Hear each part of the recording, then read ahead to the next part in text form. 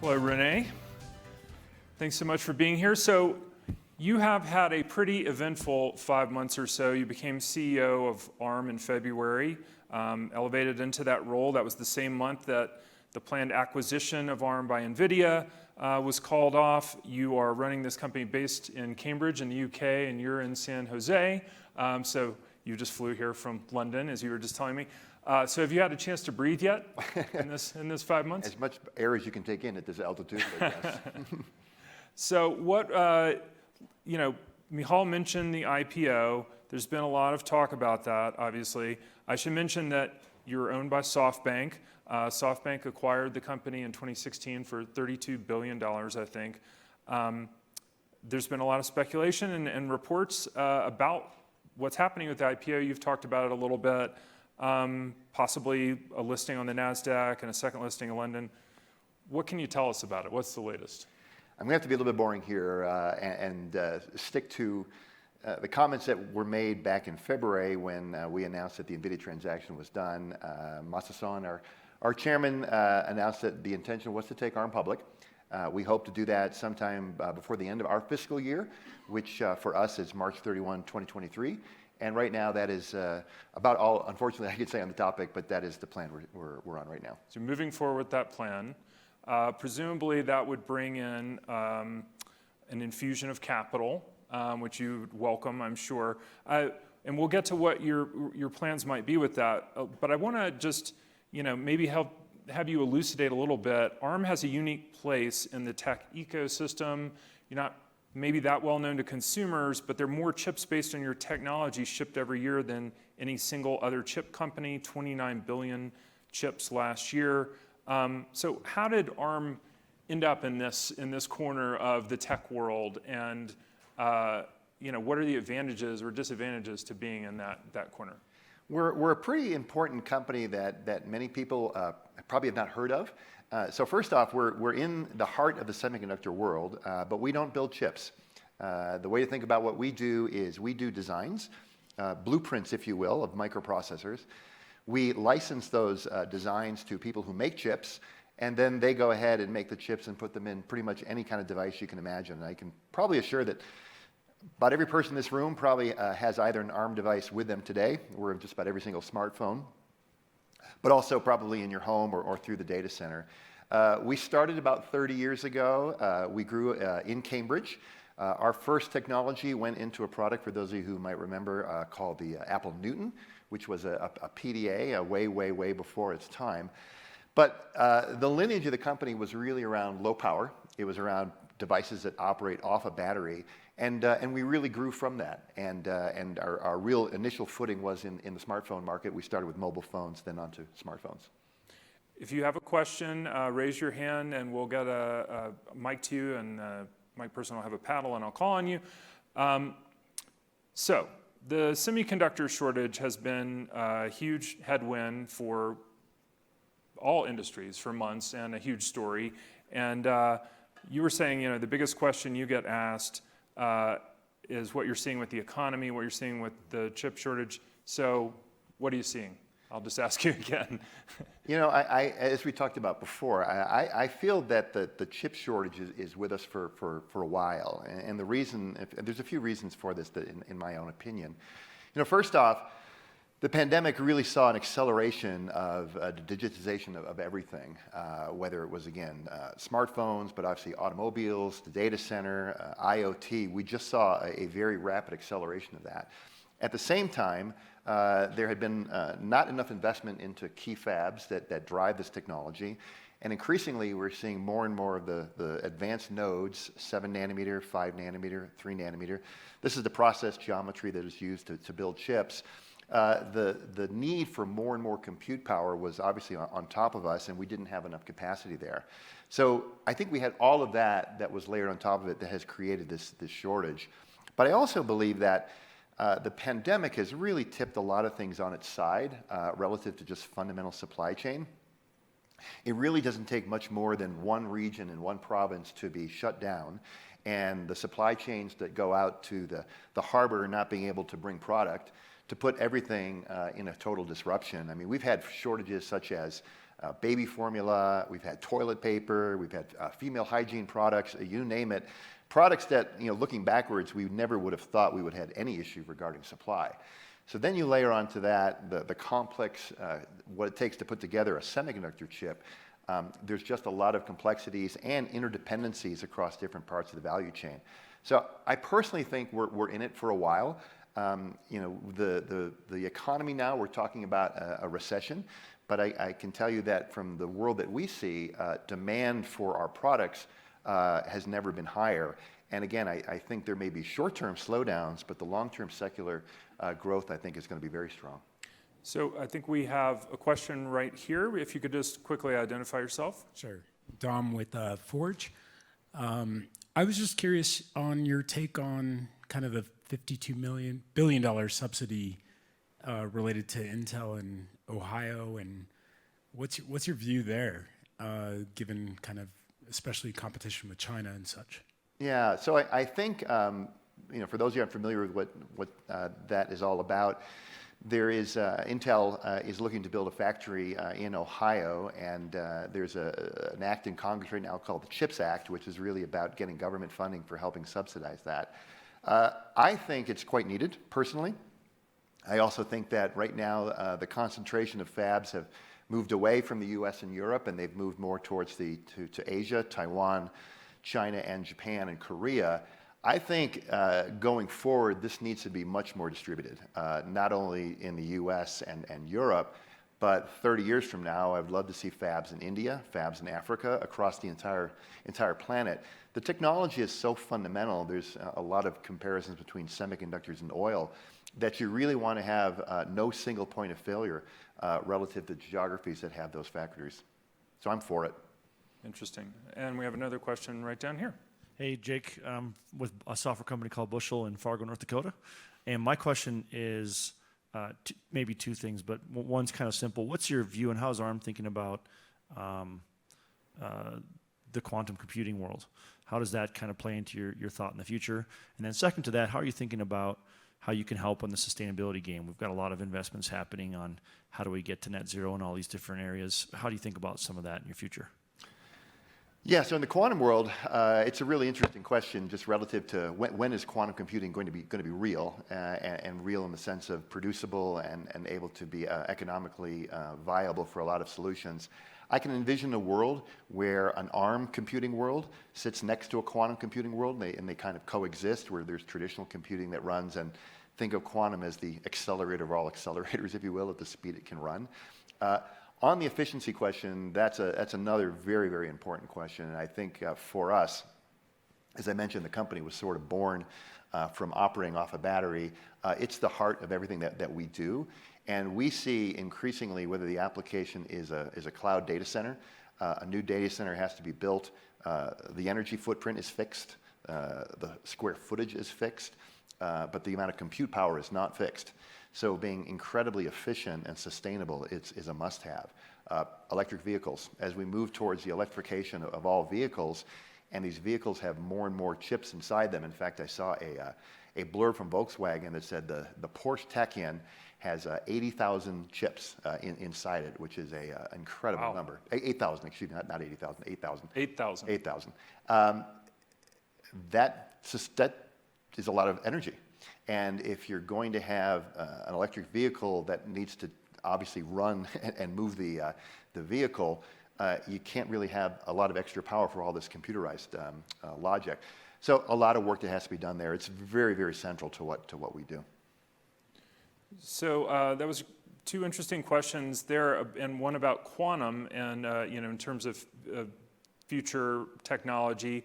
Another big theme we've been discussing the last couple of days is the Metaverse, and I've seen you mention that as a potential growth area for the company. How do you think about the Metaverse? And obviously you'd be designing chips for the systems that are going to power the many iterations of that. But like when you're kind of looking out and thinking about what kind of chip design you need, how are you thinking about the Metaverse to guide you? Yeah, so the Metaverse means many things to a lot of people. The way we tend to think about it is an extension, if you will, of some virtual world, either for gaming or for work or other applications. I think it's going to have its own ecosystem. its own compute capabilities, its own software that needs to run on it. Ecosystems and high content software, that's really stuff that ARM is really good at. So we are very, very heavily invested in that.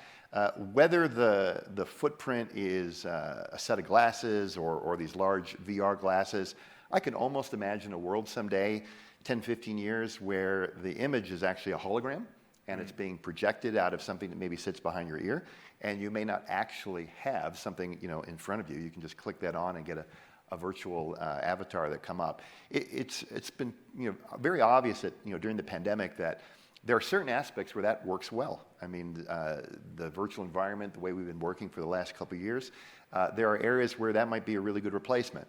But I also think there'll never be any real replacement for in-face meetings. But I think the metaverse, you know, for us, really means a brand new ecosystem, and we're really excited to see what that will bring.